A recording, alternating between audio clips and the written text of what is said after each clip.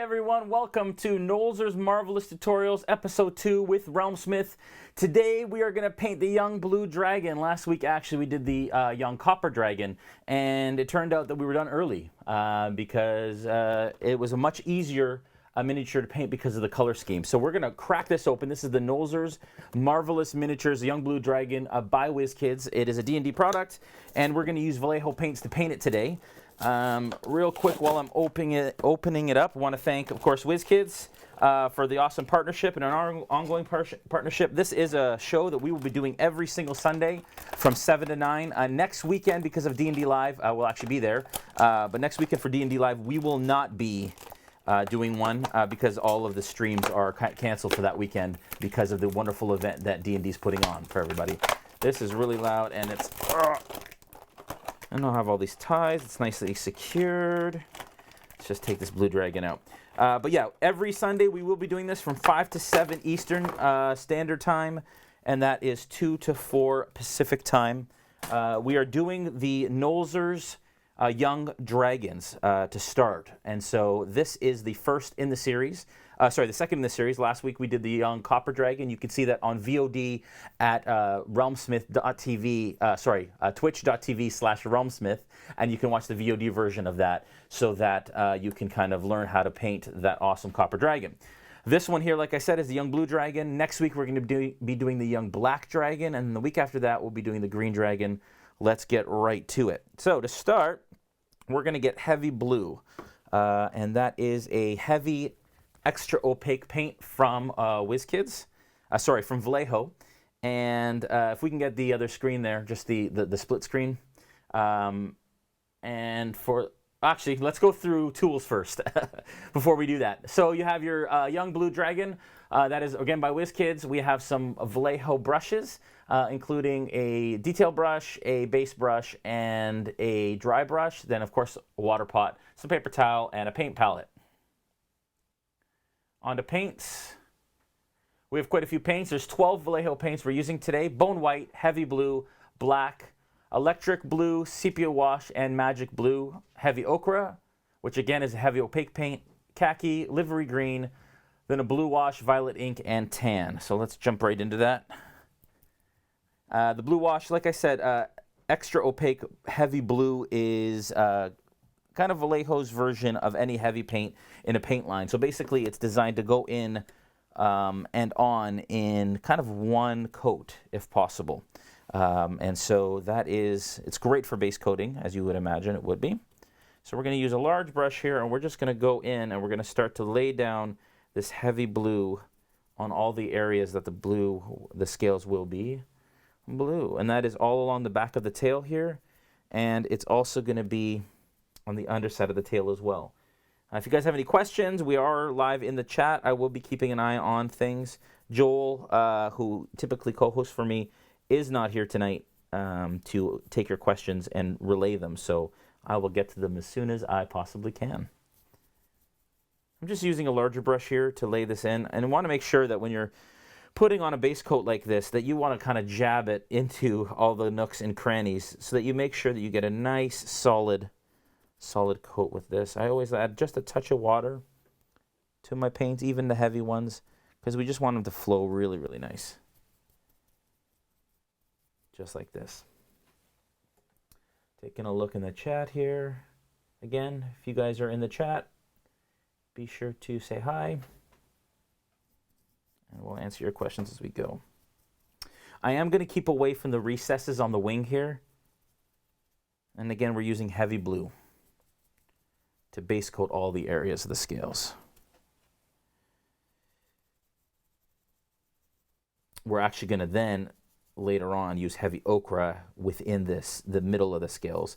We're going to add this really cool kind of veiny texture, or pattern, I should say, to it.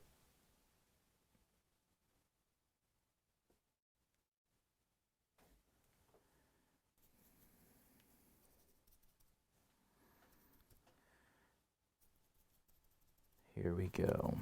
Very excited about D&D Live. I'm glad to have the opportunity to go next week in LA. Some very exciting things happening, and very excited to hear all the announcements that are coming. of course. These young blue dragons from WizKids are really awesome. They just came out. They're considered Wave 8 of the Nolzur's unpainted line. And they are in stores now. I think last week they were released, I'm sure. Something like that.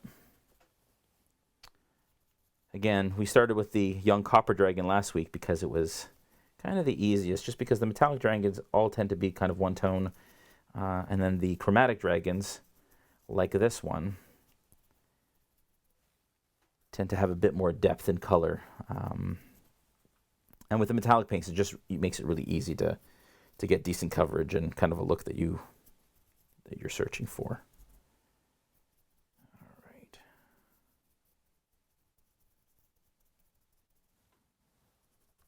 The great thing about this show is that I can then pit whatever dragons I paint against my players on my live stream, because our live streams are Monday night, 7:30 Eastern. And they always get a bit of I guess, a sneak peek into what might be coming down the line. So spoilers to any of my players that are watching. I'm not getting the chat here for some reason.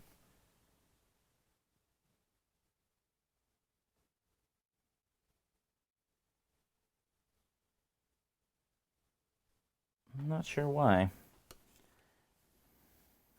Are you seeing chat there?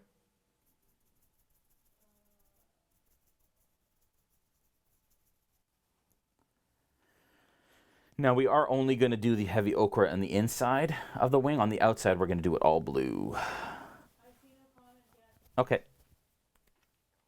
Like I said, any questions that you might have or anything like that, feel free to ask. Any techniques, any ideas that you guys have in the ways that you have been able to... Oh, I'm seeing comments start now. If you guys have any other techniques that you've used for these minis, we'd love to hear them. Mikey says, hope WizKids comes out with a gold dragon. Really needed in my game. Don't we all, Mikey? Honestly, don't we all need a little bit of gold dragon in our lives? And I know there's a lot to release when it comes to the D&D line of monsters in general. I'm super excited to see all of the awesome releases that they have in the next little while. We did vote last week to see what dragon you guys wanted to paint next. And blue was at the top of the list. Y'all like the blue dragons. I like it. We do have 2 hours to do this, so hopefully we can get her done in the time allotted. All right. And you can see this heavy blue just really covers nicely. It's a nice solid coat. It's literally one coat that I've put on here. And you can see that the coverage is fantastic. After this heavy blue, we're going to use a blue wash. And the blue wash is a little bit of a darker blue than this. Actually, you know what? Maybe I'll dry brush it first and then I'll blue wash it. We'll see. And that's the beauty of these kinds of shows is literally I don't paint a demo or a practice piece before I do this. I literally just jump in and do it on the fly. And I mean, that just kind of demonstrates, how when you're actually painting, sometimes you got to roll with the punches. You add a color you don't really like, it doesn't go on quite right, or doesn't have the right kind of contrast or complementing color, and so then you try and do your best to kind of adjust as you go. Want to say Happy Mother's Day to all the moms out there. Like the hardest job on the face of the planet. Talked to my mom earlier. It was nice.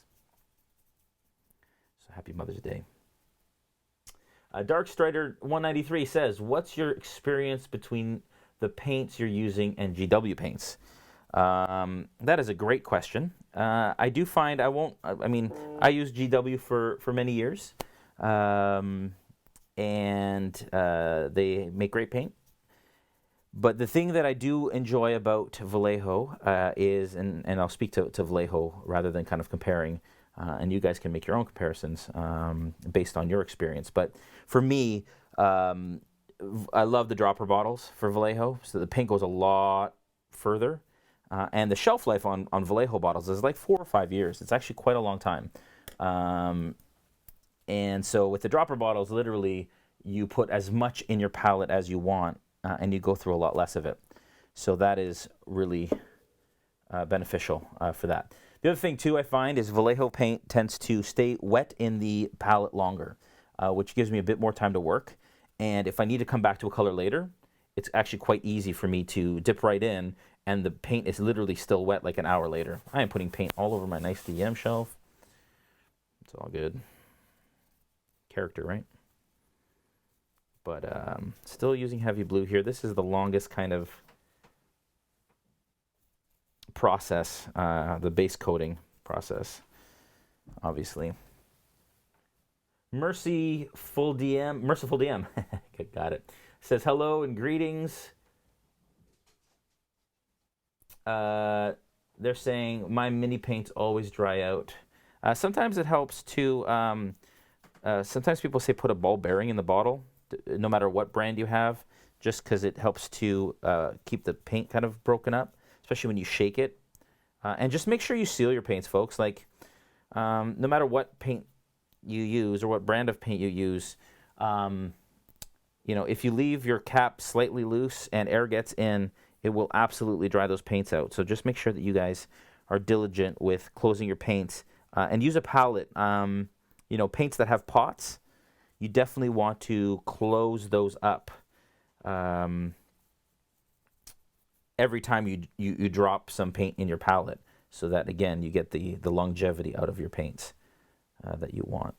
Okay, so we're close to done base coat here. With big models like this that have big spindly wings and areas, sometimes it helps to twist it around a bunch, because every time I twist it around from a different angle, I notice an area that I didn't paint. And of course with this too, with this kind of adding a base coat like this, I do find that adding more is safer. So we will be painting over other areas, and for the most part with heavy extra opaque paints. So basically you'll be covering up anyways. And so if you go over into areas, so our whole belly here is going to be heavy ochre and khaki and a sepia wash, which will make it look nice and kind of yellowy and like it should. And I find that if you go over, it's okay, because again, we're trying to get coverage here at this point so that we don't get any little white areas. I'm running out of dragon to hold on to here, so just gingerly holding it. Big Puppy Stewart says, make sure your figure has time to wish Tiamat a happy Mother's Day. It's good. Aw, Tiamat, Queen of Dragons. Such a sweetheart. Not really, but I don't need to go into the mouth here. I'll be using tan for that later. Anybody out there played Horde of the Dragon Queen? There's lots of dragons in that. These would be great for that. I wish I had some of these minis when I ran that campaign. We were running it actually in our live streams, and then recently are converting to homebrew for our Order of Dragon's Bane live streams. All right, man, this is going all right. I think we're close to done. You guys can see here, nice solid blue coat, basically in one coat with that heavy blue from Vallejo. Very effective. Does exactly what it's supposed to do. Just like that. But I am finding little nooks and crannies that I missed. Still need to work on a bit better lighting in the studio. Hopefully you guys can see it well at home. But I do need it a bit brighter in here for my purposes. All right. There we go. We are going to let that blue dry for a little bit. It's going to need a little bit of time to dry. Mikey says he's starting Horde next month. Really excited. It is a great, great campaign. I really enjoyed running it. I've ran it a couple times actually with a couple different groups, and I've loved it. It's been really fun. I enjoy it quite a bit.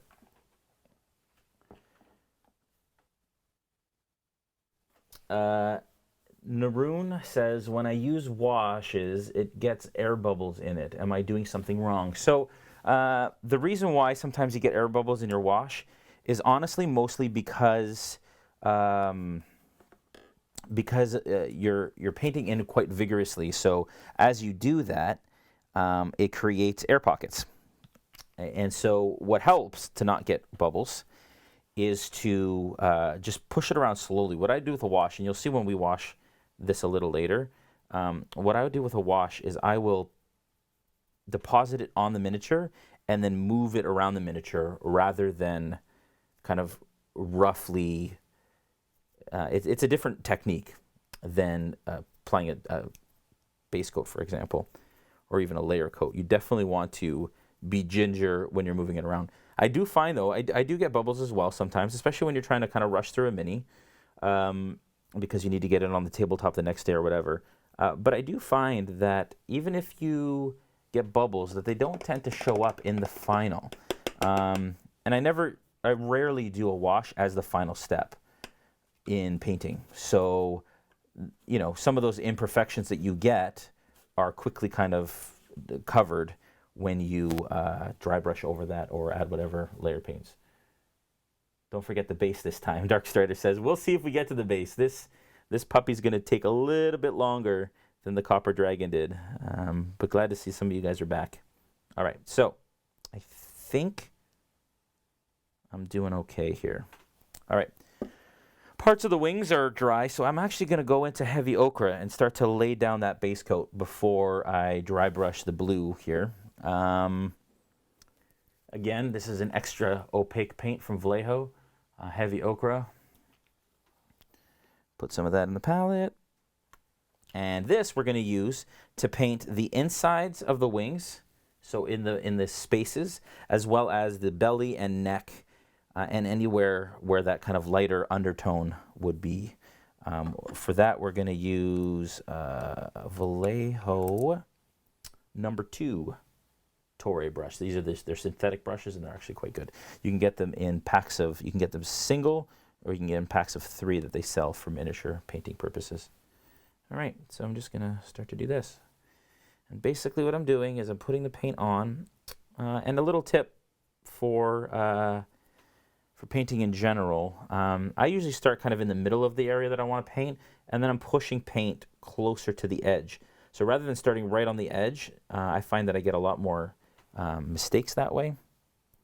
And so I am going to start in the center and push it down. Now, no matter whether you're using the heavy paints or not, or the extra opaque paints or not, you can see that because the blue is a darker shade than the ochre that we're using, we're getting a little bit of it showing through. So I may need to do 2 coats on this for that purpose, but it's all good.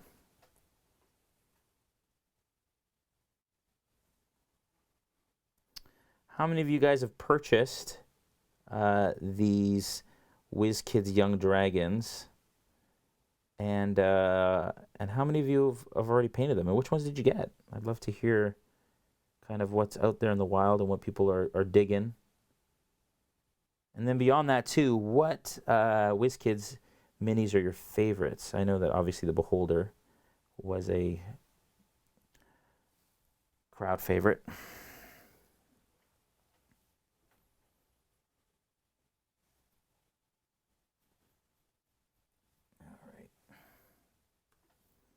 This is going to take a little while to get this ochre in here.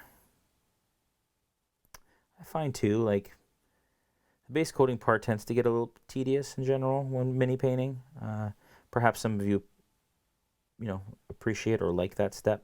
Personally, for me, it's a little daunting sometimes, especially when you're looking at a big mini like this.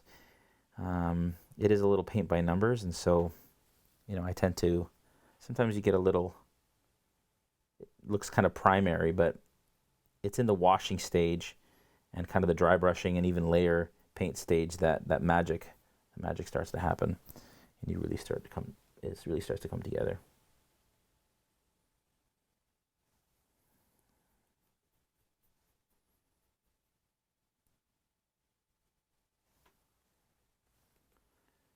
Sorry, Gooey Green says, can you put the minis more in the center of the logo keeps covering up the painting? Yes, I can. I will absolutely try my best to do that. I tend to sometimes get into my own you know, groove here.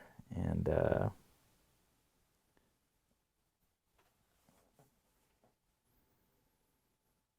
right.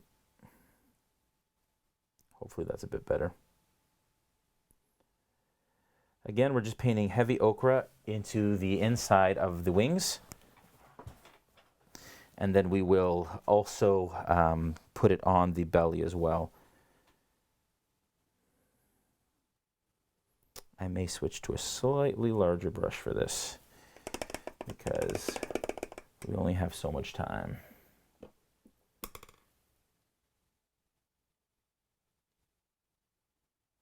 Mikey says, of course, the Beholder, but also the Owlbear. After watching Jason paint those two, I bought them immediately. Thanks.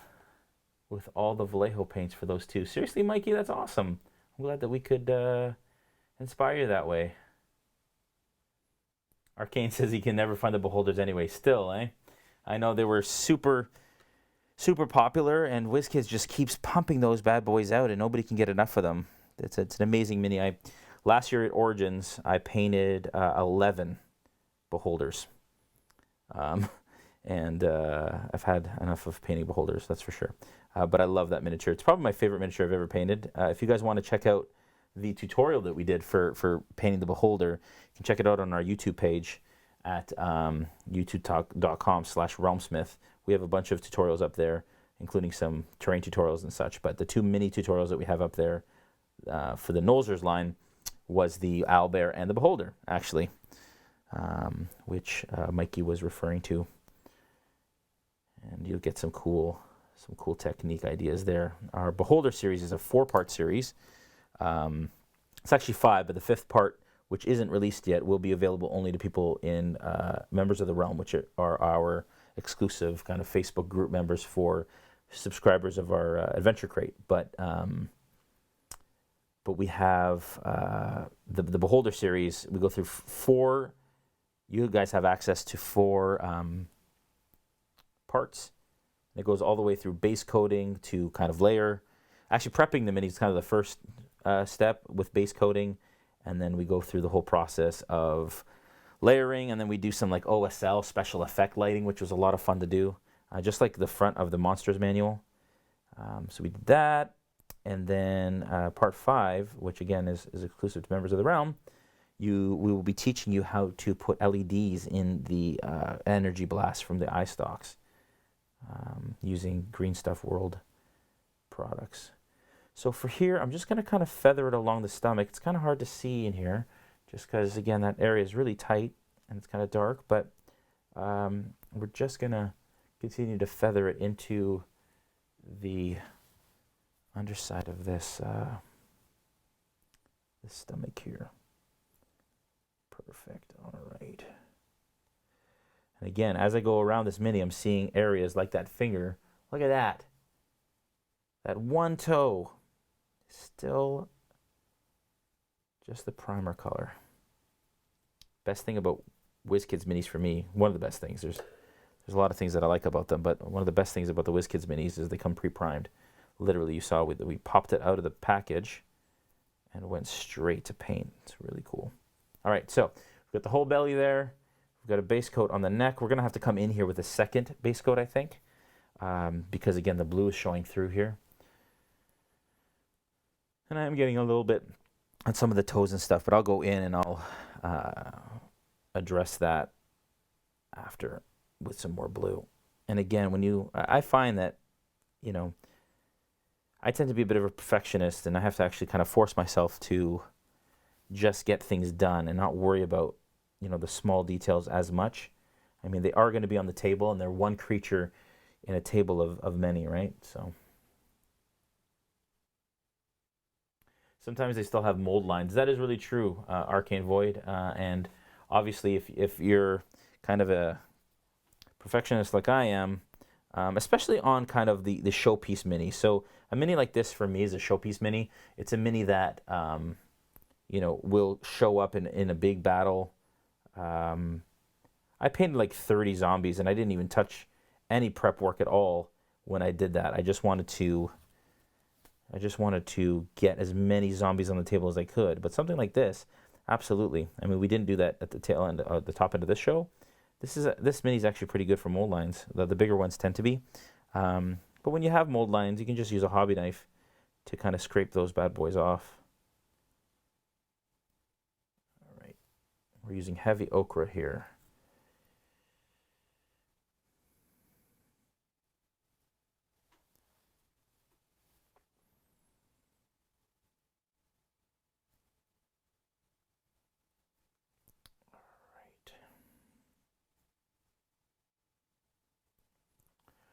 Just so you guys know, as we bring the colors up on the screen here, as I go through them, you'll see that there's a little number designation that comes with it, and that will kind of inform you as to what color you need when you order it, either online or in the store, just to make sure that you have the right Vallejo color when you go to pick it up. And this guy's really spindly and twisty, I tell you. Super dynamic pose, but it does present some challenges when painting for sure. Just takes a bit more time and effort. All right, so you can see I've done all the way down the tail, onto the belly, and then I'll do this other wing here. And then I think that we'll dry brush the blue before we do a second coat of heavy ochre in these areas.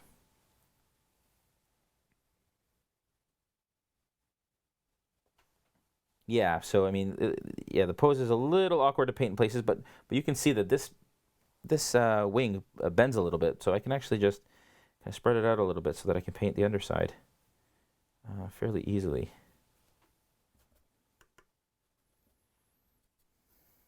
Just like this. For those of you, obviously, that are watching live now and want to be able to, you know, whether you haven't picked up the minis yet or you don't have the paint that you need in order to paint it, or you'd like to grab some Vallejo paint to try that, these will be made available VOD. I've been told on the D&D YouTube channel and on our YouTube channel. So that would be youtube.com/D&D, I believe. And then for us, it's youtube.com/RealmSmith, and you'll be able to see all of our VOD kind of post live stream tutorial videos or versions of this then. So we are 35 minutes in, and I'm almost done the base coating for the most part.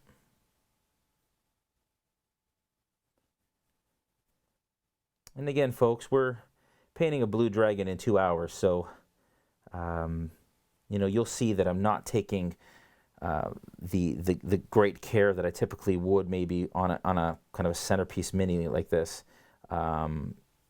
You know, this we're showing you techniques to be able to get things done quick, get them on your tabletop in a decent amount of time. I mean, if I were perhaps taking my personal time to paint this, and or I wanted to be really like it would be appearing more regularly in my campaign, I may take some more time and care and do some extra effects and stuff. But again, this is our attempt to kind of get it on the table in a way that is still super impressive, but takes into consideration kind of time commitments and all that stuff. It's busy to be a DM, really busy.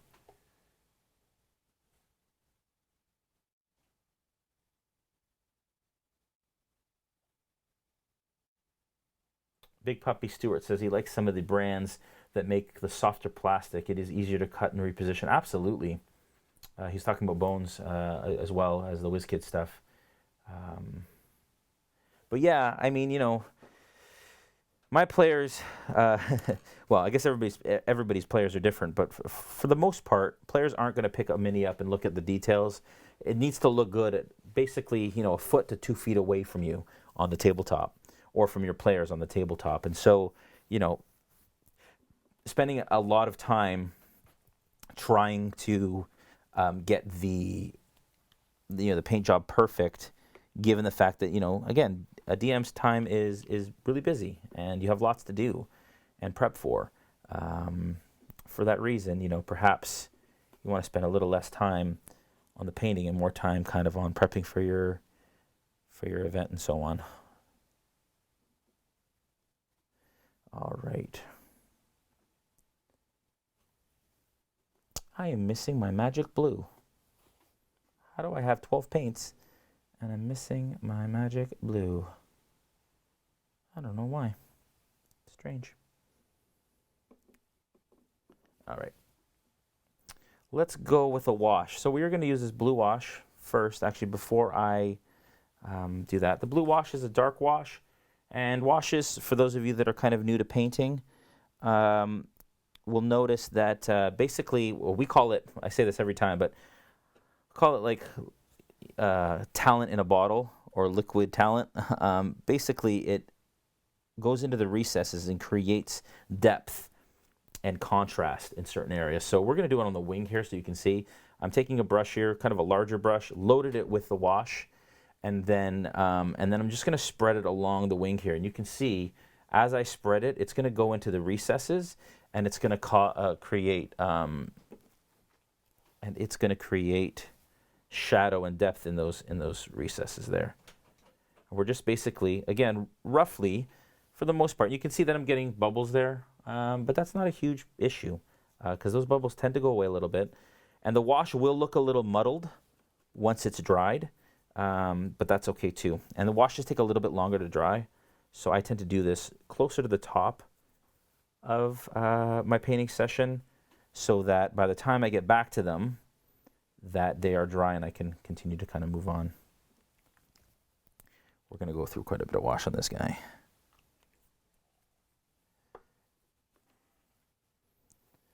We'll get the other wing down here.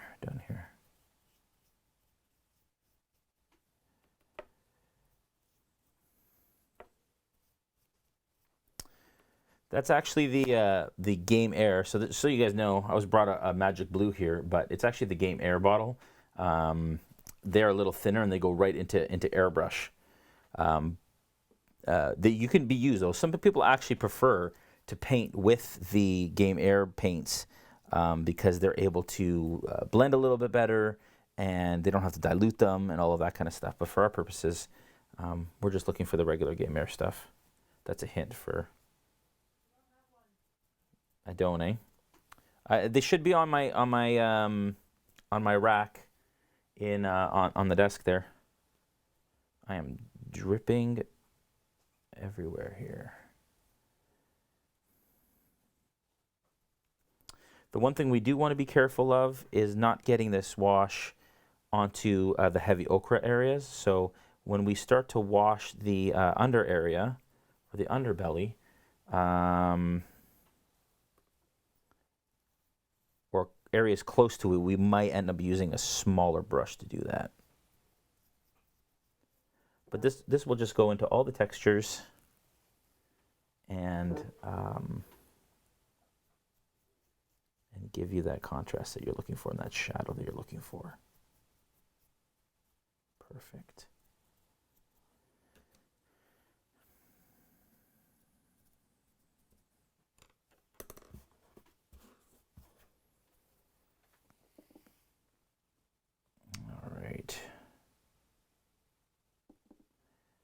Okay. See, and again, when you're painting these minis and they have a lot of kind of nooks and crannies and such, I'm noticing here already that in that between the leg and the body there, I missed a whole area of blue. So I'm just gonna load that brush up again and just dab in there and get her done. And you'll see that even areas that you kind of accidentally painted heavy ochre, that'll continue to happen as well. All right, get that wash in there. You can see it's all over the wings, and it'll just dry and give you some depth. We're going through quite a bit of wash here.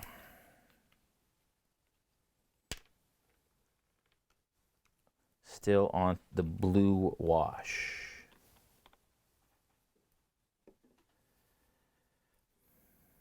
Hopefully we have enough time to get to the effect in the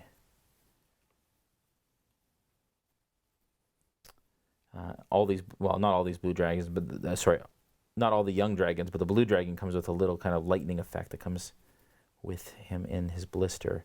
So if we have time, we're going to use an ink to put some color onto that. All right, so that's pretty much it for the blue wash. Just add some depth in the deepest kind of recesses.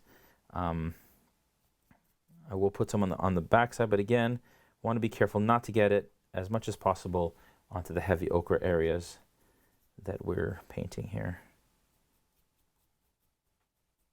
because we're still gonna dry brush all the blue, so that'll still give you some. My hands, it's a painter's plight, I guess. All right, so the first coat of heavy ochre has dried, so we're going to go back in with heavy ochre again and continue to lay down a coat there.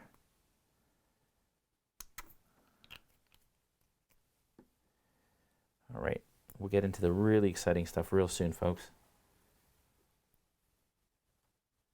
Neron says, do you use a coat to protect the Mini when it's finished? If so, what kind and why?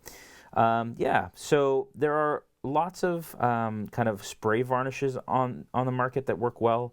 I would use a mini spray varnish. I wouldn't use like a household or a hardware spray varnish. Vallejo just released a series of spray cans, which are great. And, you know, basically any mini company out there has a decent spray varnish, but the Vallejo ones are quite affordable and very effective. So I would use a spray varnish for the Blue Dragon, for example, because it's huge. If I'm lazy, and I live in Canada, so sometimes it's a little cold out, which isn't ideal, first of all, for me and my dislike of cold weather, but also not great for the paint or for the varnish. If it's too cold out, it affects the consistency or the way that the paint actually dries. So you want to be careful not to do it in too cold weather. Anyways, so when that's the case, and if I have smaller models, just like character models or NPC models, I'll use a Vallejo varnish. So they're matte varnish. They're kind of the one that you actually just brush on. And I'll use that and just brush it all over the Mini. It's really fast, doesn't take long at all. And then your Mini's nice and protected. But you absolutely, especially because with D&D Minis, you're handling them a lot. I mean, sure, with tabletop wargaming Minis, it's essential too. But we are handling them a lot, and they're falling, and they're being dropped sometimes by clumsy characters or players at the table. I have a couple of those. But yeah, so you want to try your best to protect it as well as you can. And so, you know, 1 or 2 coats of that brush on matte varnish by Vallejo or a spray varnish of some sort is usually the best kind of way to go with that. All right, this is going on nice. See, as you can see now, we're getting a much more solid coat. It's not fully solid, but that's okay too. The wings are kind of they got a really cool texture to them, and they're not exactly, you know, they're kind of see-through and semi-opaque, and it's okay that they aren't, you know, perfectly covered here. I am getting a little blue. That's the other thing about doing tutorials like this is we don't have a lot of drying time, or we can't allow for a lot of drying time. So sometimes in the deeper areas, we'll get caught with, you know, paint still, or the blue still kind of drying. And so it kind of affects our ability to paint the other colors on here. All right. Done. Okay, so that's decent enough for the heavy ochre in the wings. We're also going to do the same on the belly, and especially on the neck here. You can see it can definitely use some more ochre to kind of make it more of a solid texture, or solid coat, I should say. And then I will stipple some more of this kind of close to the belly, where the transition between the blue and the ochre would occur. Again, we're still on heavy ochre here.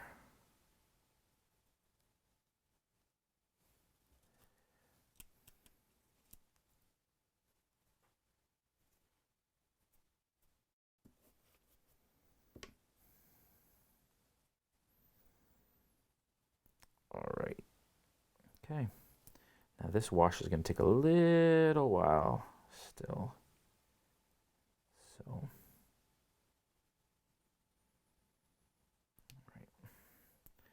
Add some more to the tail here, just to make it a bit more of a solid coat. Like that. All right. Okay. All right. Wash your brushes. Make sure you wash them off every time you use a new color. Ochre. Oh, Kellyanne OL says, I always thought it was pronounced ochre. Now, frankly, all of us who have watched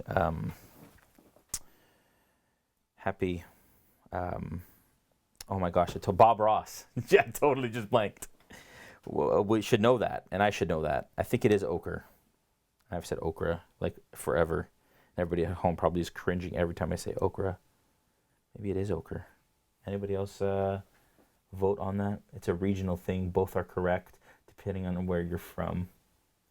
It's good. Do you use a coat to protect? Oh, we already answered that question there. All right. Okay. All right, so we're doing all right here. It's looking pretty good. You can see that that wash is still drying on the wings. It does take some time to do it, so we're just going to move on to something a little different. I'm actually going to base coat the mouth, the inside of the mouth. You want to be a little careful because we've already done the orange, the blue around, so we want to make sure that we try and not mess that blue base coat up. Again, as I was spinning it around, I saw that the back of the fin there on the ear is missing some blue. So I'm just going to go in and add a little bit more there.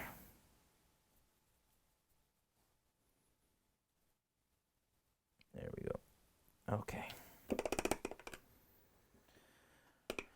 All right. Okay. We're going to grab some tan here. And again, this is just one of their usual Game Color layer paints. In mint condition says, I love this. I love his stream layout and how the paints shadow against the light. Well, thank you very much. Appreciate that. We love hearing from you guys. We love hearing how you think our stream is and what you'd like to see more of, what you'd like to see less of. You know, what would be more helpful. I was also told last week it would be really great if we could talk about kind of like the blue dragon in general. I mean, this is a D&D stream, and, you know, painting these and getting them on our table is just half of it. The other half is actually, you know, how do we use it in game, and what do we do? What I'll do is maybe as this wash is drying, before we can kind of dry brush it, maybe we will pull out the Monsters Manual and read a little bit about the young blue dragon. Kind of a little bit of story time with RealmSmith, maybe, perhaps. I hear the laughing in the other room. A little story time with RealmSmith. Oh, look at that, eh? Look at that unsightly blotch of tan I just added in his eye. Poor blue dragon. It's okay, we'll paint over that after. All right. We are going to put him down, or her, down, and we're going to pull out the Monsters Manual for a little RealmSmith story time. Wow. All right. Last time it was really weird. Before the stream, before I started, I actually opened the Monsters Manual directly to the Copper Dragon page. So let's see if we do it this time. Not even close, devils. Not even close. A green dragon. We're pretty close though. Look at that, eh? Blue dragon, blue, blue. Here it is. Let's see, young blue dragon. We're looking at stats here. Multi-attack, dragon attacks with one of its bite and 2 claws. That's nasty. Lightning breath. So they exhale lightning in a 60-foot line that is 5 feet wide. Each creature in that line must take a DC 16 dexterity saving throw. They're wicked. So young blue dragons are challenge 9, which is about the level. Actually, that's not true. So we're running Storm King's Thunder in one of our live streams. Actually, tomorrow night at 7:30 Eastern, we are live streaming our Storm King's Thunder campaign on our Twitch and YouTube channels, www.youtube.com/RealmSmith. And a blue dragon is like one of the big baddies. Spoiler warnings. But it's not a young blue dragon. It's actually an ancient or an adult blue dragon, Imarith, actually. They're nasty, though. But young blue dragons, as you can see, don't have legendary actions and such. So they're not quite as beefy, but level 9 is pretty serious. My party's level 9, but Imrith is like a legendary creature, so that's going to be fun. Okay, I'm just painting over the little nasty tan mark. All right. It's getting there. It's still a little tacky, still a little wet. The ochre is also still drying. So this is where I kill a little time on the stream, because there really isn't anything else I can do at the moment. Although, you know what? I'm going to open up that page again because I missed the horn on her head, and I think there may be some other areas. We're going to do her claws black, I think. I think that's what we want to do.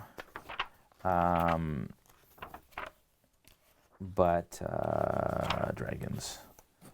There we are. Well, let's look at her. Okay, so all the spines in the back are kind of the blue, and then they've got doing the ochre color kind of for the under area of the tail. Of course, the scales along the belly, which we've already done. Some of the ones on the head are that lighter color. So I think what I'm going to do is I'm going to go in and just pick out certain ones that we want to be kind of those bony protrusions or horns. I might even keep this open. I kept it open to the Copper Dragon last time and then ended up getting paint all over my Monsters Manual, which was fun, let me tell you. Bill Allen, how's it going, buddy? A little shout out to my buddy Bill Allen who's watching. What is up?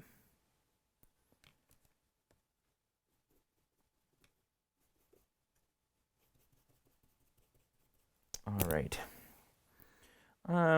Yeah, so I will go through and I will base coat some of the horns and the kind of the bony protrusions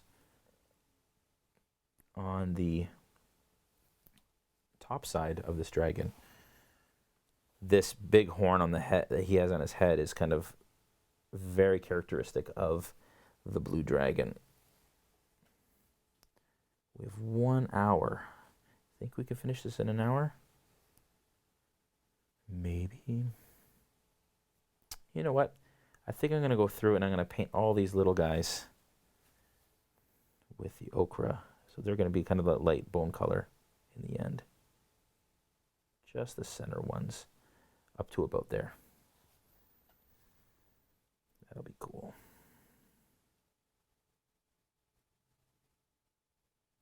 There we go.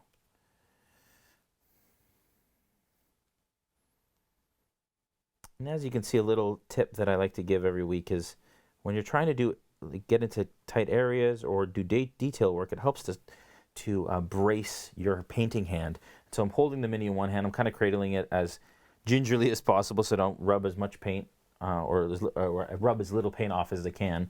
And then what I'm doing is I'm resting my 2 fingers on the wing or the side of my hand so that I have a nice steady base from which to paint from. So that's kind of cool. Add some of those guys on there. He's got some on his arms too, but I think I want to leave those blue. Right? And then he's got his teeth, of course, which we'll do later. Cool. All right.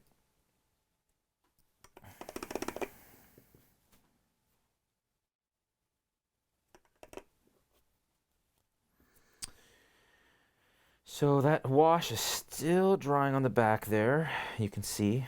And what I'll do is sometimes I'll go in, if it's taking a little too long, I'll brush it over if it's really kind of thick in that area. Do that. Like that. All right.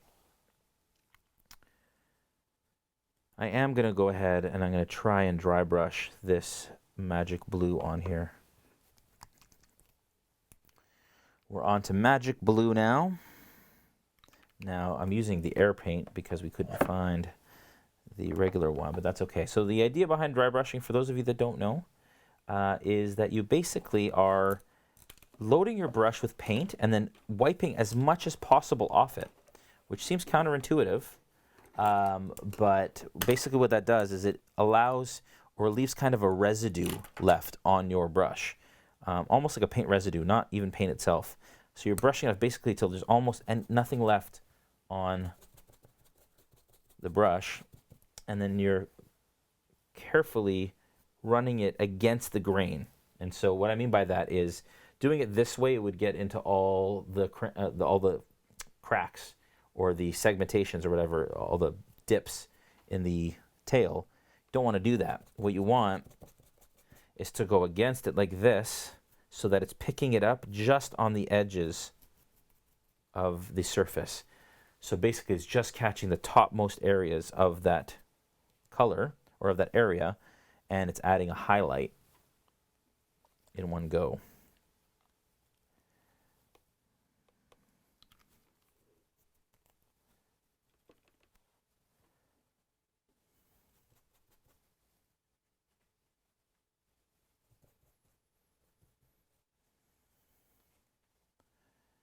All right. There, see, you can see how that's just grabbing the edges, and we're going to do that all over the blue areas, being careful not to get it on. You see how I'm using the edge of my brush there, and then I'm just running it just along the top ridge of that spine on the wing there. Being careful, of course, because we do have a wash everywhere, to not disturb that wash as much as possible. The face, the side of the ear here.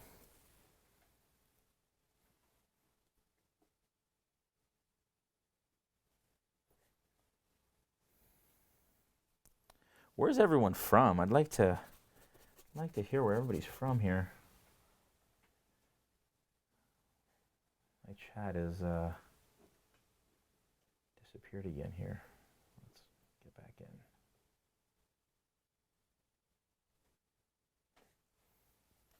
We are in Canada, close to Toronto, in fact, and it is much too cold for May currently.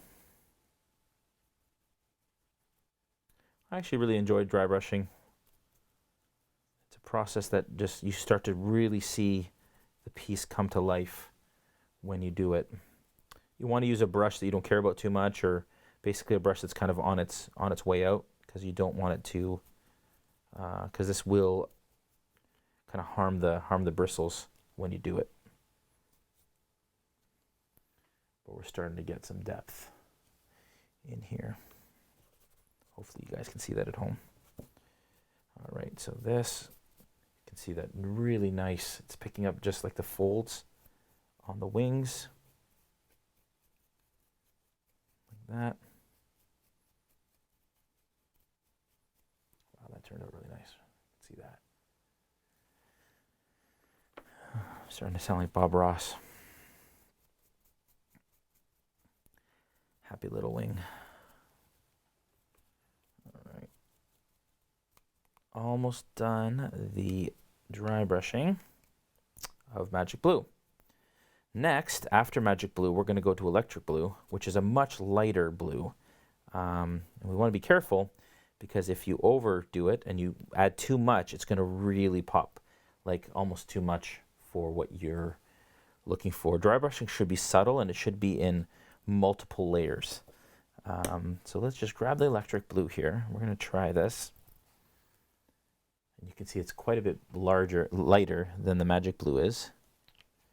And for Electric Blue, we're just going to use the same brush, because you don't want to wet it, because you want the brush to be dry while you're doing it. So we're just going to dab it in the Electric Blue. Again, work it right into your paper towel there as much as possible, so there's hardly any left. Then what I do usually is I test it on an area that is easy to cover later. So kind of on the back of the, see, there we go. You can see right away, as soon as I brush it over even once over that texture, it picks up the highest areas. Now, we don't want to do this everywhere. I'm just going to do it on the areas that the light would hit the most. You can see the beautiful texture that's creating on the mini.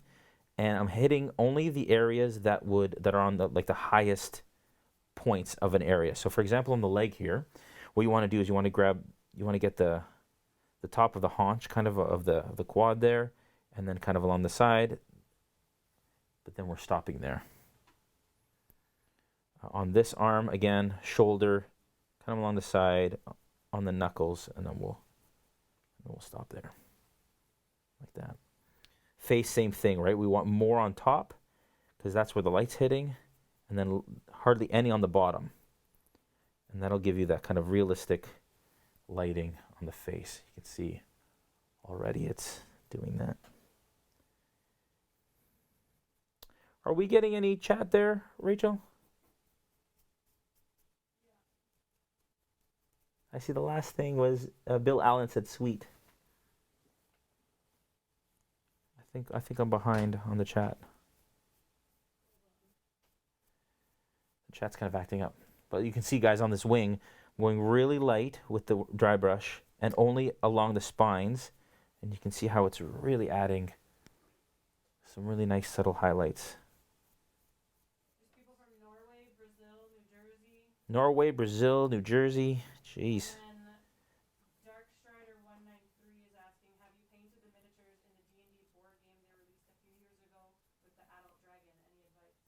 I have not.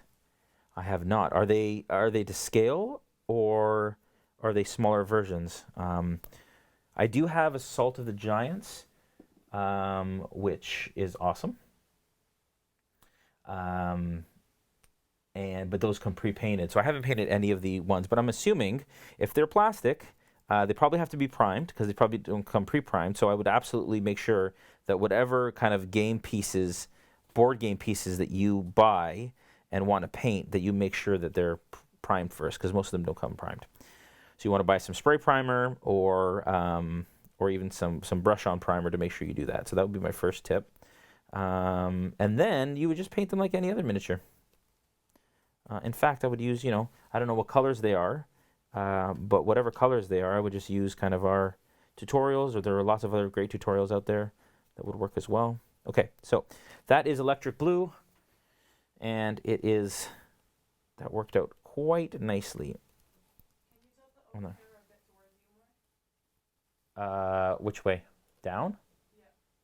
Sure. Yep. Okay. So you can see it has added some nice texture to those wings. If you guys can see, really cool. Basically, at that point, the blue's done. What I do like to do, and it's going to make a big mess here, but I'll put some paper towel down to do it, is I will do it right now, actually. It's a fun little technique. But basically, I'm going to put across, because it is going to spray.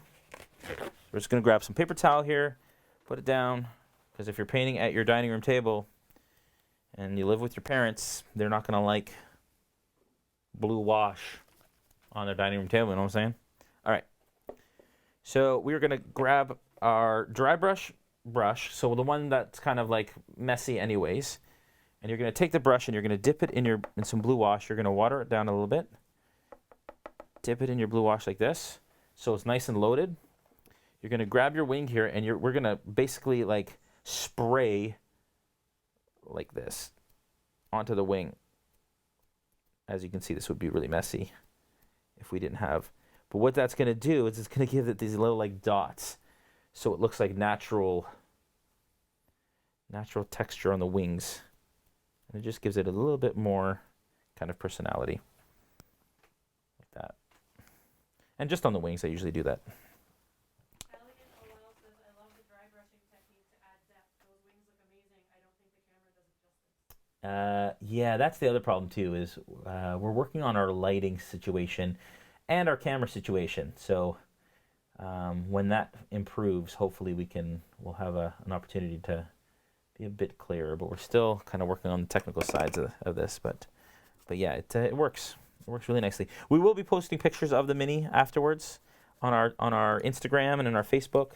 To see those, you guys can go to facebook.com / RealmSmith TV, RealM Smith TV.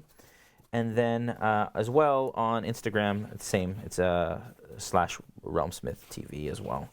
We have lots of stuff up there that we've painted over time and that we've crafted. So if you guys are interested in what we're doing here and you're enjoying it, please do that and check that out. And follow us on Twitch. Follow the D&D Twitch because they're wonderful partners and we want to give them lots of love. But also head over to twitch.tv / RealmSmith and follow us there too. Okay. We're going to go on back to all of these areas on the wings. And so we have this really nice kind of heavy ochre color. Now what we're going to do is we're going to go to khaki, which is this color here. And we're going to do a secondary kind of layer coat over the ochre. And we're going to use a bit of a larger brush. We're going to use, I'm using a number 4 Vallejo brush. It's a dry brush, but do this. And basically what we're going to do is we're going to go ahead and kind of fill the center area of the wing like this. And leave a little bit of heavy ochre in the recesses, just because it's a bit of a darker, kind of richer color. But this khaki is going to start to kind of make it a bit more, not as warm, I guess, a color. And as you can see, the color on the blue dragon wings is actually quite kind of muted and desaturated. So this is actually going to do that nicely while still kind of allowing some of that warmth in the crevices. And then we are going to wash this with a sepia wash as well, which will help all of that. Guy Green is saying, what about using a blow dry to accelerate the process? Is it worth it? Yeah, definitely. The thing though about using a blow dryer is it's great for like layer paints that are thicker, but when you're using washes, it will actually blow, if you're not careful, blow the washes into different areas of the mini and just move it around so won't rest in the recesses the way it should. We should definitely have some sort of drying thing. If we run into that issue often in the show, maybe we'll look into that. But yeah, what we're using now is khaki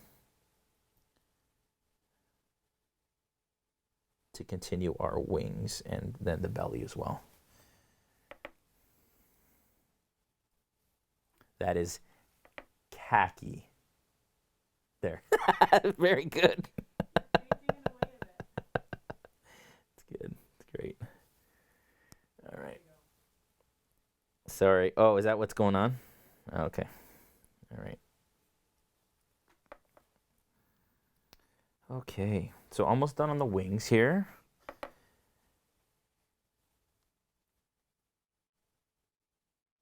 There we go. Now maybe we'll make those a little smaller. We just want to make sure you guys know what colors to use while we go here. There. All right. And then I'm going to go in. I'm also going to do all of these. So actually I'm going to use a slightly smaller brush because I want to make sure that use a number 2 brush from Vallejo, and we're going to get that khaki, and we're basically going to paint it on all the scales, all the large segments, leaving that ochre, or ochre, depending on where you're from, apparently, in the recesses. So we're doing this, and then we're going to wash it with sepia, and then we're going to do a dry brush of bone white, and it'll look good. Another technique when you're doing scales that are close, you can use the edge of the brush, so the kind of the side of the brush instead, and it'll just kind of catch the edges without going into the recesses there. I think you already said it, but Maribel said, do the minis get some kind of varnish in the end to protect the color? So yes, so either use spray varnish or kind of a brush-on varnish. That's what I use to protect the minis afterwards as well. Let's see if I can get this chat back up as well.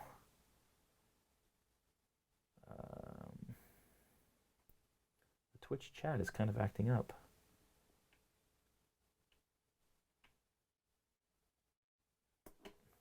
It won't. There we go.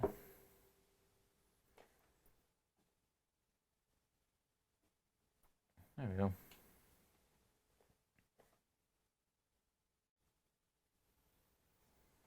All right. I've got the chat back up. Yay. Oh. If you ever make a mistake like I just did, just take a brush that you haven't used, a dryer brush, and then just wipe it off.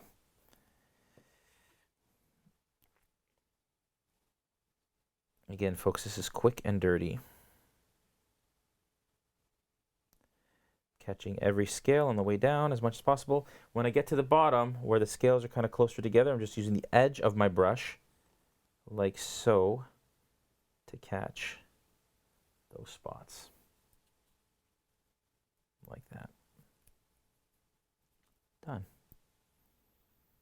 Right, so that is all of that. I will put some khaki on some of the horns on top. Time is it? 45 minutes? I think we're doing all right. Again, we're allowing that heavy ochre to rest in the base of the horn.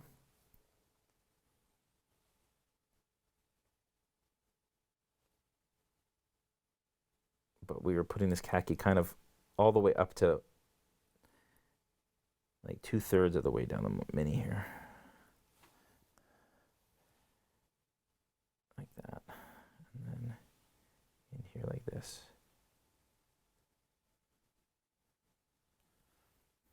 There. Bony protrusions are kind of Godzilla-ish. Very cool. Okay.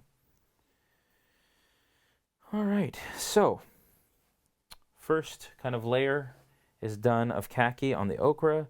We've also done it on the belly section and on the horns.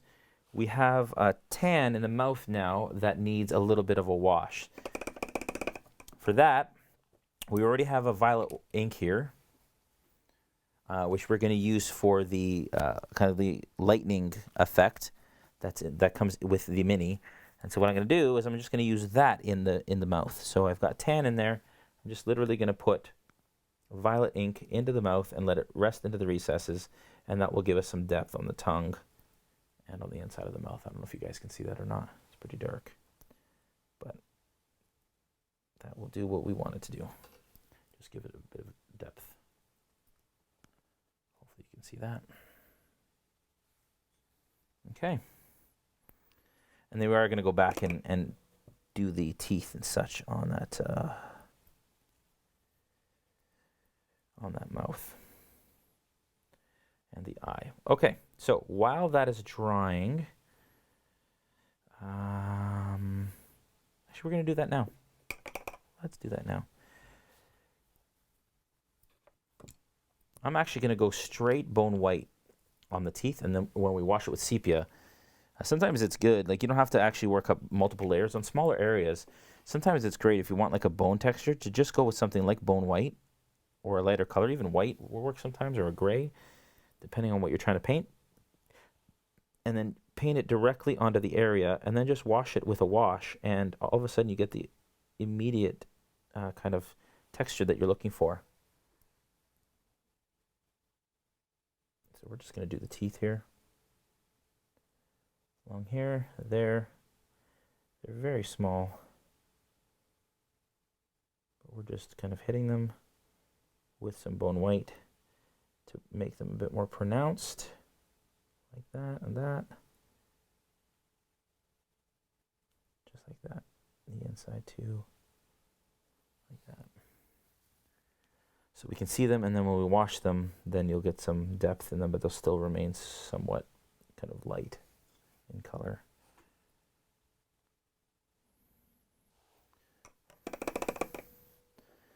All right, and maybe we'll do, while that's drying, maybe I'll do the special effect. So we'll grab our blister pack again, and it's right in here.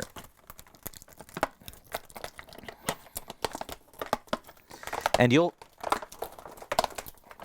find the clear effect on many Nolzur's WizKids minis, but this one here is the lightning effect that goes into the mouth. And so you can put this in the mouth like this, it goes inside, and it looks like it's breathing out lightning effect. And what we're going to do for that, it's very simple, is you'll get an ink. So washes are meant to go into the recesses and create contrast and shadow, but inks are actually meant to kind of tint a surface. I don't know if they're more viscous or what the technology or the science is behind it, but Kellyanne says, I've never worked with ink before. I wouldn't have thought of that. And Darkstarter says the problem with dragons is you want them all. That's true. But yeah, so with an ink, I'm gonna wash it down just a touch, like this, or not wash it. Sorry, dilute it just a touch with some water. But the thing about inks too is they're less opaque, I find, than washes are, and so literally, we're just going to paint the ink over the surface of this lightning, like this. And it'll still remain semi-transparent. You know, in the recesses, we'll get a little bit of kind of shadow or whatever, but for the most part, if you're careful with it, or if you spread it out enough and try and limit the brush strokes, you'll get a really cool kind of effect going, like this. I wanted to make sure I got that in here. But I use the Vallejo inks for all of the kind of clear effects that come in these minis.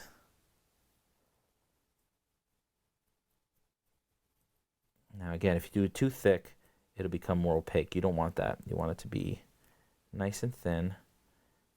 You don't want too many bubbles, too many brush strokes. You don't want it kind of clotting, but that's what you want to do.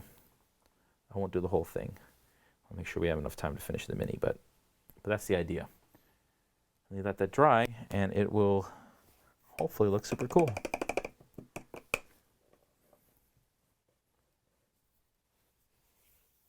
Okay. I think the majority of this khaki is dry. Yeah, it's looking good. Okay, now that the khaki is dry, we're going to wash it with sepia. So we're going to get our sepia shade, which is a sepia wash. Again, the Vallejo washes are to bring contrast and depth. Add some to our palette. We are going to slightly water it down. Just add a little bit of water I diluted it just a touch. And then we're going to paint it on all of these wing surfaces like this. This is where the magic happens again. So you can see right away it brings out, it adds delineation to the section of the blue and the khaki, but it also brings out all that texture on the wing like that. You want to make sure it moves into the recesses as much as possible, like this.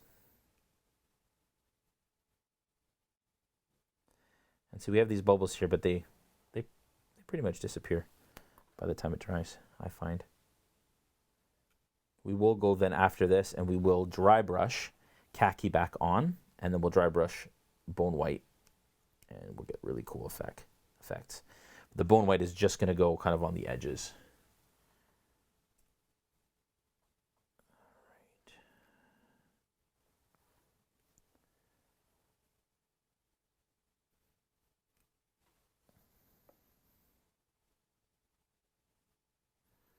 And typically what I do is I add the wash to the surface and then I push it around so that it rests where I like it to rest.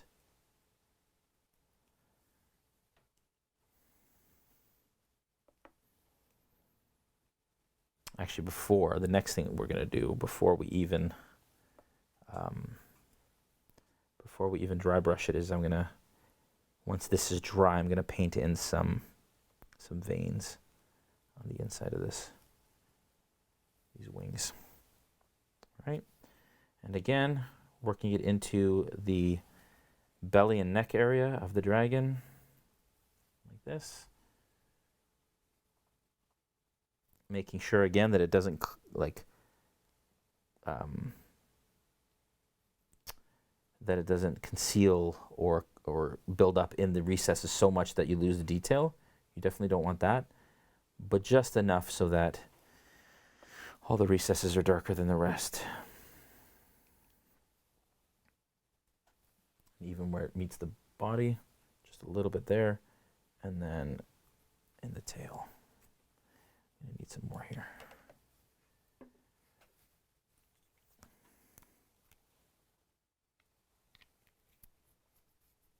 We have a question from Neroon. Is the sepia wash one color, or is there different sepia colors? So no, sepia is just one wash type within the wash line. There's also, I have a blue wash here. There's also a red wash, a flesh wash, a pale gray wash, a black wash. I use black wash a lot, mostly on metal and anything that you really want kind of that dark contrast in. But there's many colors and types of washes. It just depends on what, you know, what result you want, what color. Sometimes I'll use a purple wash on a red base coat, or even mid-tone to get kind of a richer, darker red. It's fun to play with washes. One of the cool things about washes that I like to do, and really simple, is, for example, like a skeleton. If you buy skeleton minis, they're base coat, they're primed. You base coat them with bone white, and then you just wash them with sepia, and all of a sudden you have really cool looking skeletons. Because that wash just rests into the recesses, and you're good to go.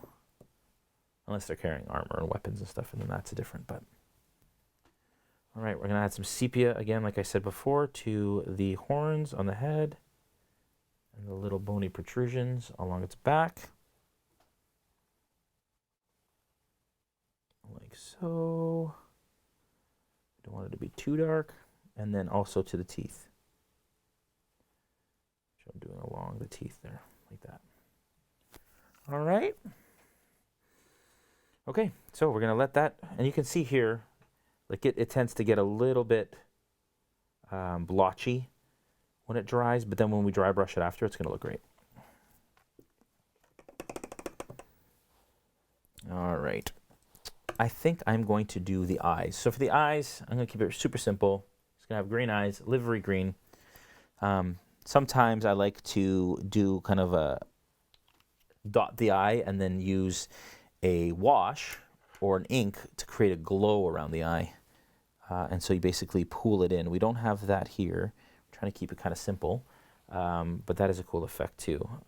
So basically what I'm going to do here, again, resting, this is a super detailed area, the most detailed thing we'll do on this mini. But we are going to take this livery green on a 0 brush, and I'm going to use kind of the edge of it. And eyes are always, you know, a trouble area for people. And we're just going to work it in like that. Boom, eye done. And then also on this side as well. Sometimes you got to twist and turn your mini to get it where you want it to be, just like that. There. I may do like a little black stripe through it, but that is good enough for glowing green eyes. Okay, while we wait for that sepia to wash, I'm also going to, I'm getting paint all over my Monsters Manual. Look at that, eh? It's okay, it's love. Adds texture, and personality, character. Let's focus on the black. So again, I'm going to take my number 2 brush, black paint. The Vallejo black it has a slight gloss to it, so I like that for claws. We're going to dip in there, and we are just going to do all of his claws black, as you can see in the Monsters Manual. Just going to go around the entire mini and do that.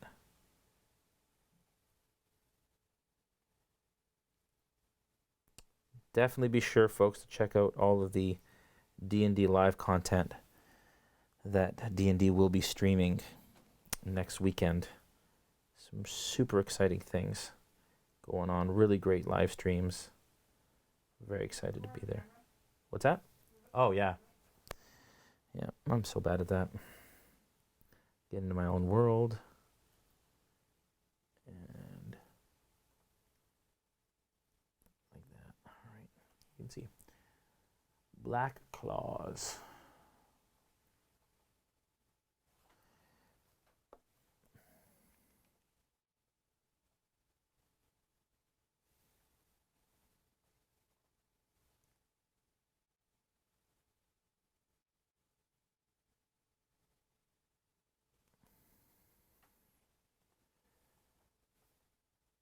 Just rotating as much as you can if you have to get difficult areas, whatever angle allows you to kind of do it easily enough so that you don't mess anything else up.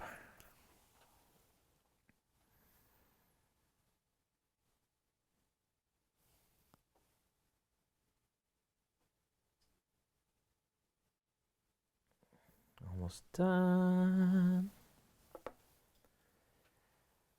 Dark Stripe says, what level would the PCs in your game be if you put them up against the dragon? Oh, good question. Well, so it has a CR rating of 9. And so typically what that means, if you look at the Monsters Manual, typically what that means is that you have a 9th level party would be sufficient to fight a 9 challenge rating creature. So CR rating of 9, typically you would put a 9th level party against it. So a party of at least 4 PCs against a 9th level creature. That said, in Storm King's Thunder, my characters had the ability, or my PCs had the ability, to square off against a adult or legendary dragon, which is probably a CR of 18 or 20, I'm not sure, at level 8 or something. So really it depends on the level. So it's not a hard and fast rule for me. It really depends on the encounter. Again, I'm playing Storm King's Thunder, and there is a really big bad creature that I can't give spoilers because they may face it tomorrow night. But there's a big bad creature that's really high level that they may not face, depending on the timing and when they arrive, where they're supposed to arrive. But the encounter is such that it comes, it does some damage, and it leaves. And it's intended just as a story plot thing. So, I mean, if they were fighting it, I would put a 9th level party against this, because that's just a hard and fast kind of challenge rating rule. But it really depends on environment effects. It depends on terrain. It depends on so many different things as to how prepared or how challenging that encounter will be. I'm still seeing little areas of blue, but as I said before, this heavy blue that we used almost at the beginning is still wet in the palette. So if I find any areas, like I have been, that I missed, I can always go back, like this toe right here. I can always go back and just paint it after the fact. That. Some more black here. If you guys are interested in, if you're going to Origins Game Fair, June 12th to 16th, we will be teaching masterclasses partnered with Vallejo and WizKids in the Vallejo booth. And we'll be painting this along with the rest of the dragons and all the Wave 8 large miniatures. We're super excited for that. So if you guys are in Ohio or are going to Origins, make sure that you guys check that out. We're doing 3 classes a day. I think the events are live, or they will be live soon. So, stay posted for that, because that'll be a lot of fun. We did it last year, and it was a blast. Okay, I may use a little bit of black here to do the eye, as I mentioned. You want to make sure that you, with detailed areas like eye, pupils, and stuff, make sure that the paint flows well, because if not, you're just going to keep jabbing at it. You're going to make a mess of it. So, get really nice and close to the camera here if I can. And basically, I'm just going to do a little slit like that in the eye. Quick and dirty, folks. Quick and dirty. Blue dragon in 2 hours. Just like that. Okay. This is always my favorite part of a stream, when I blow so masculinely on my mini to dry it. It's like the worst.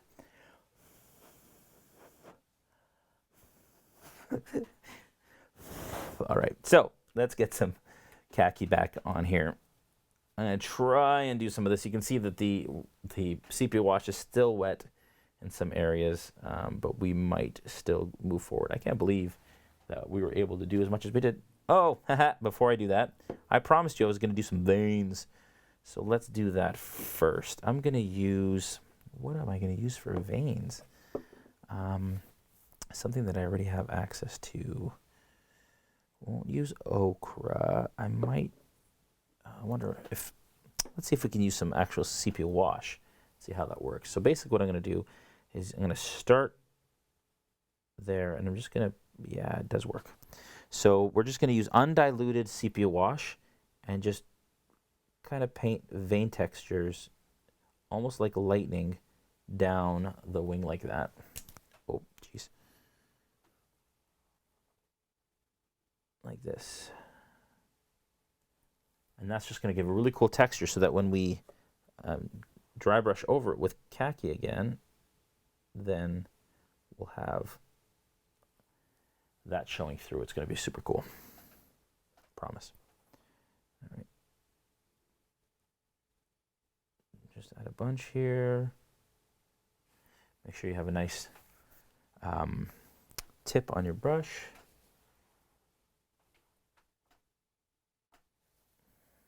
Again, tune in next week's, not next week, sorry, week after next. Same time on the D&D Twitch and on the RealmSmith Twitch for episode 3. We will be painting the young black dragon from WizKids, which, again, super excited about.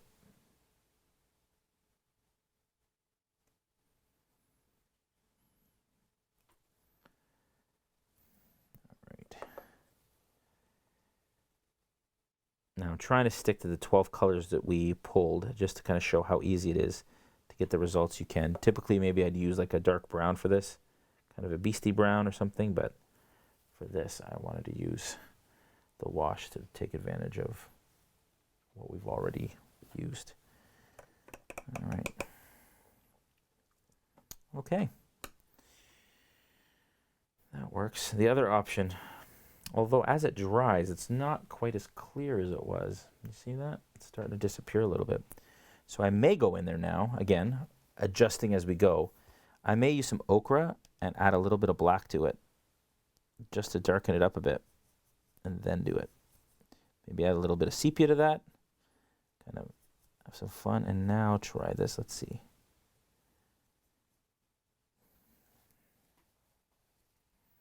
Yeah, because we're losing it there a little bit. Not quite dark enough. But you still get the idea. All right. Okay.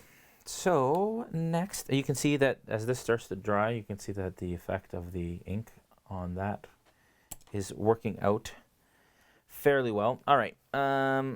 Dry brushing the wings. Try this off nicely. We're going to grab khaki again, and we're going to add some of that to our, although the khaki in my palette is still wet. Thank you to Vallejo. And we're going to wipe off most of that khaki in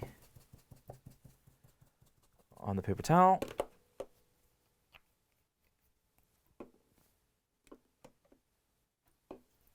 And okay, so for this, same thing. Again, we want to make sure that those veins are dry before we do this, but you're just going to do this and you're going to dry brush the khaki onto the vein area, and it's going to cover some of the vein area, but it's still going to show through slightly, so it almost looks kind of semi-opaque. We want to just go through and dry brush. Now again, we don't want to do too high, and there is some areas of the wash that is still not completely dry. But if we're just hitting the edges, hopefully it's not causing problems in the recesses. Like that. So just a quick dry brush on the top of the horns, big horn on the head, like that. Okay. And then we're going to go in and we're going to use bone white. Now again, same thing with bone white as it was for electric blue. It's going to be pretty bright, so we don't want to go too hard on it. Just get a little bit of bone white in our brush, wipe most of it off, and then we're just going to run it gently along the edge of the scales and the stomach, and this will give you one final highlight. Look at that. One final highlight on those areas. You'll be able to see it kind of on the side of the, oh, totally getting his claw here. If it's too wet, it'll be more of an overbrush and you'll gunk up the actual recesses, and you don't want that. Do it on the top of the horn here and on the edges of all of the little bony things in the back. And here on the wings, we're just going to concentrate on the bottom of the wing near the edge. Just to kind of lighten it up closer to the bottom, like that. This side too.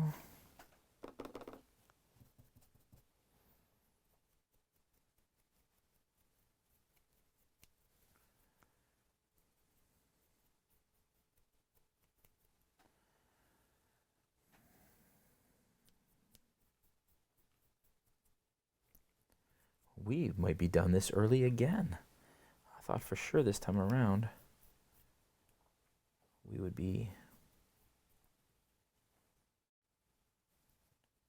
And then I'm going to do a little bit on the teeth. Got to be careful not to hit the blue.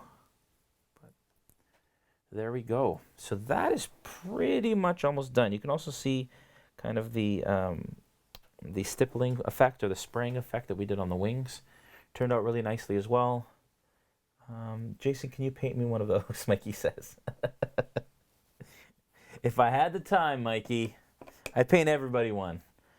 But the beauty of what I'm doing here is you can paint your own, and you can do it really super, super well. It's not difficult. As you guys can see, just following some basic techniques, you can get a fairly decent result. Again, this is quick and dirty. Hour and a half it took us to do this. And we have a blue dragon that is tabletop ready. Good to go. I'm going to clean up some of the black areas on the claws that have rubbed off because I was handling it. And then again, I'm going to go spray varnish this with some Vallejo spray varnish afterwards so that it stays nice and painted and new and all of that stuff. Oh, there's some blue on the back of the knee here. You just go back with some of the base coat and touch that up, or some of the electric blue if it's on an edge, on a peak. There we go. The eyes are a little bit big. Let me show you a little bit of a tip that I do when I have eyes. So when I do eyes on actual like smaller character minis, I'll do white and then I'll do a black stripe, and then I'll go back in and I'll paint around it with the original kind of dark color from the mini, or that I used on the mini. So that way you don't get these kind of like big surprised anime eyes like this guy has. So I'm just going to go back in, get really tight on it, and I'm just going to go back in and almost basically painting the eyelids. That, see how that closed it in nicely and it doesn't look as crazy anymore. This one too, I'm going to go in like that. There. And then that way it doesn't look too overdone. Might as well go back and finish this. Now I think I probably went a little too opaque on this purple wash here. I probably should have done it in much thinner layers. You can see that it's kind of muddled in certain areas. I don't love that. So for future, I probably would have done like multiple thin layers instead. But there we go. Actually, and this wash is kind of wetting the wash that was under it, so it's kind of fixing some of those areas there. There. Just like that. I feel like I'm forgetting something on this mini. I can't believe we finished it as quickly as we did.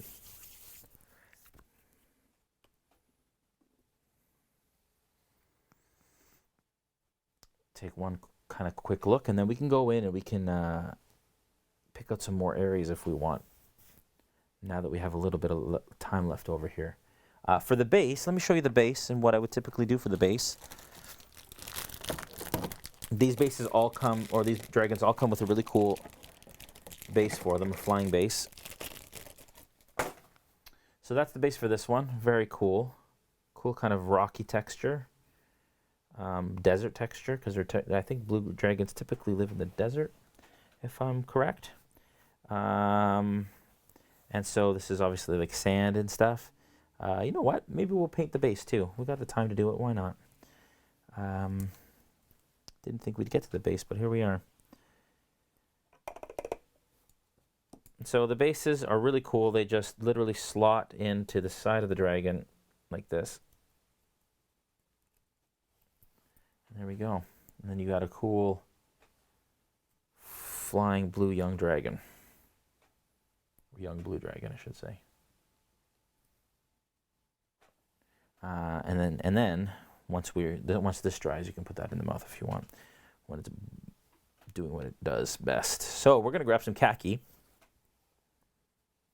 know what? I'm not gonna use khaki. I'm gonna use heavy ochre because it's sandy color. Add a bit more, though. Even though my heavy ochre is still wet in the palette, believe it or not, which is great. I'm gonna water it down a little bit here, just so we get decent coverage. Now for these, you just gotta make sure that you don't get that clear effect, kind of stem that holds them up. But I'm just gonna go around and I'm gonna paint the whole base heavy ochre.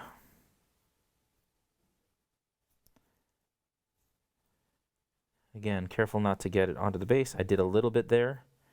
So what I do when I do that, I get one of my brushes that's already clean and dry and just wipe it off. So when you make mistakes, it's not the end. There's still ways around it.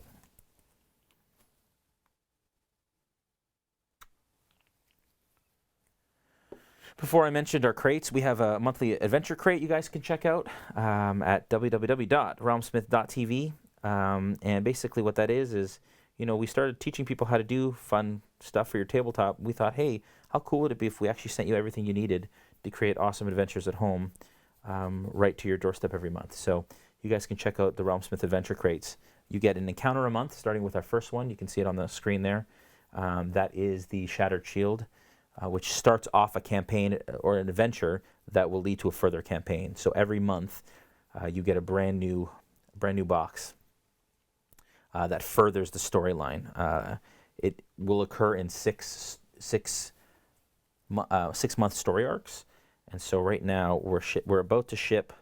This month we'll be shipping number 5, and then 6 will be the final one in June, and then we start a new adventure which will lead from the same story arc. So it's a different adventure, but the same campaign. So you guys can check that out at realmsmith.tv. We have a lot of pictures and stuff of it on our Instagram and Facebook as well. Okay, let that dry a little bit. It's going to take a little time. Oh, and of course my dragon falls right on the base. And we get ochre all over it. Ochre. I'm totally calling it ochre from now on. Thanks, whoever that was. Captain Goose 51 says, came late, but wow, that looks good. Thanks, Captain Goose. Dark Stranger says, would you glue in the lightning or does it come in and out easily? I haven't tried it yet. It's not dry, so I don't want to try and handle it too much. But my assumption is that it comes in and out quite easily. I think that's the intention, but it looks like it's a decent snug fit. So looking good though, and the veins worked out. I think you still get that kind of veiny look there. You can see in the wing. It's kind of my favorite feature of it right now.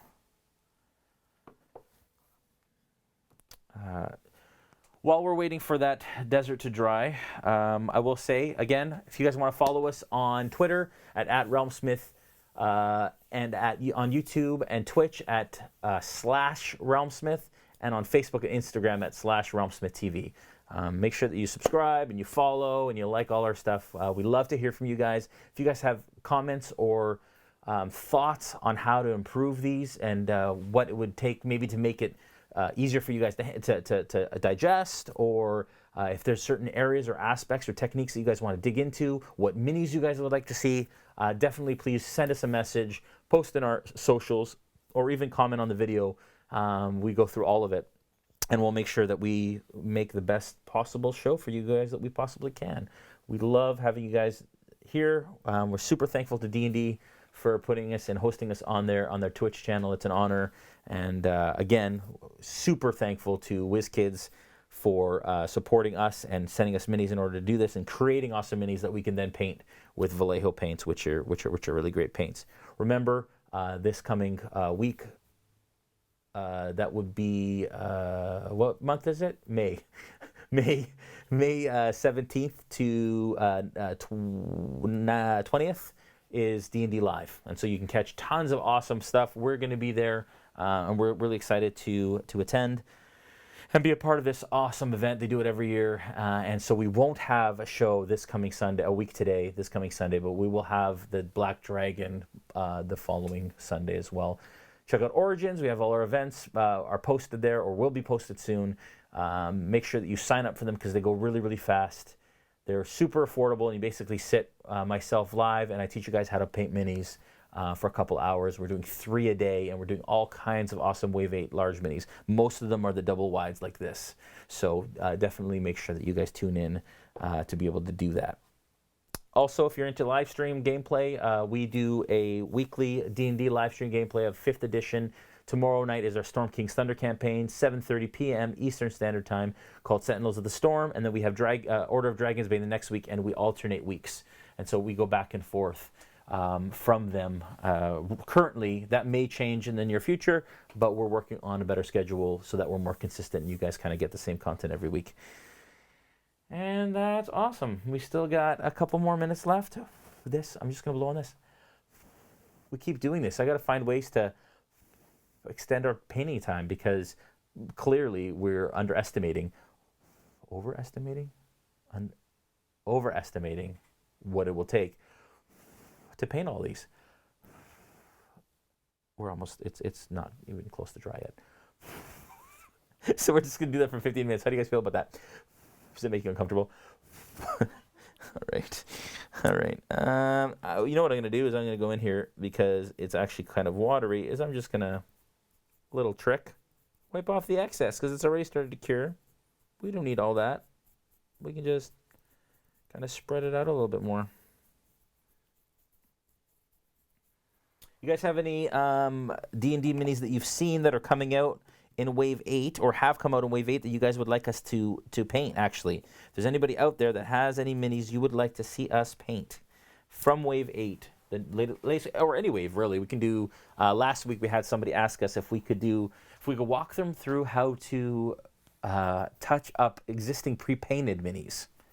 And I said, that is a great idea. We should totally do that. And then WizKids proper actually asked us. They're like, hey, would you consider doing that? Because we get questions a lot about how to do that. So that'd be fun. So maybe we'll get some pre-painted stuff at some point, or we have a bunch of pre-painted, but maybe we'll use some more pre-painted stuff at some point to be able to provide you guys some tips on how to do that.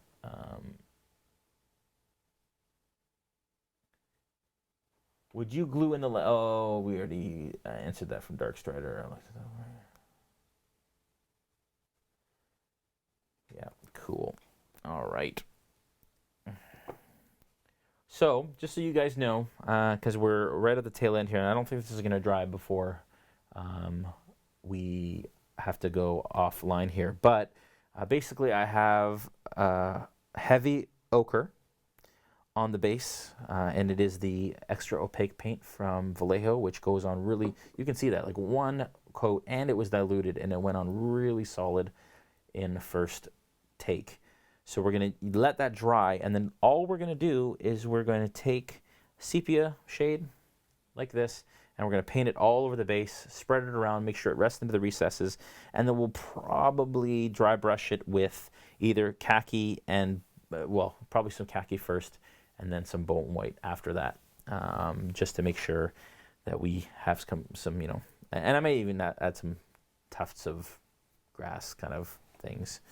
Would be super cool to do. Any suggestions yet? Would you use texture paints? Why not keep up the dragon theme and do young green dragon? So, Captain, we are. So we've said and we've told everybody that we are going to be doing the 4 young dragons from Nolzur's Marvelous Miniatures by WizKids. We did the Copper Dragon last week, which you can again see VOD on our YouTube page, youtube.com/RealmSmith.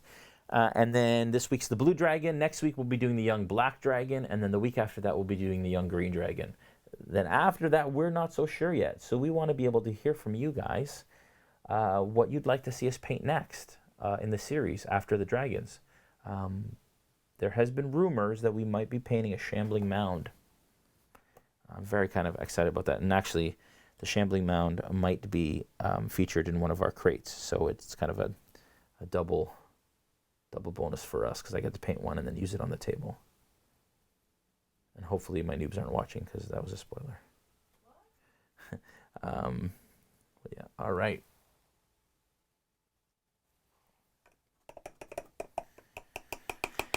Eight minutes left. A Gorgon. Oh, Gorgon would be cool. Giants. Yeah, so Captain Goose, there's a bunch, they released a bunch of giants in Wave 8. They have a Hill Giant, Stone Giant, and a Cloud Giant, I believe, or Storm Giant. I'm not sure. No, Storm Giant. And we will be painting those at Origins in our master classes. So maybe we'll do a giant in the month following that. That's a great idea. I think we'll absolutely do that. All right, I think that is it for us, folks. It is Sunday night. It's Mother's Day. Happy Mother's Day to all the moms out there. Again, hardest job on the planet. We appreciate all of you moms out there. We wouldn't be here without you. Really, actually, technically, we wouldn't be here without you. So thanks to moms for allowing us to live all out there. So thanks for everyone who tuned in despite Mother's Day. Mikey says paint anything. We will absolutely paint anything. We love to paint. Again, we will not be live next Sunday. Remember that. The following Sunday we will be back with the young Black Dragon, but make sure that you check out D&D Live because, again, we're super, super excited about it. Let's get a final look at the Blue Dragon. Maybe I'll put the base on it, even though it's not totally dry and shaded, but whatever. Look at that. So this is a final look at our Blue Dragon from today, painted in literally about an hour and a half. And that's all it takes, folks. It's super simple techniques: dry brushing, shading, base coating, and some kind of layer effects. And you get a super cool, super awesome final Blue Dragon. All right. All right, folks. Thank you so much for tuning in. Tomorrow night, join us for Sentinels of the Storm, 7:30 p.m. Eastern Standard Time on www.youtube.com/RealmSmith and twitch.tv/RealmSmith as well. Make sure that you head over to our channel as well and follow us there, as well as follow the D&D channel.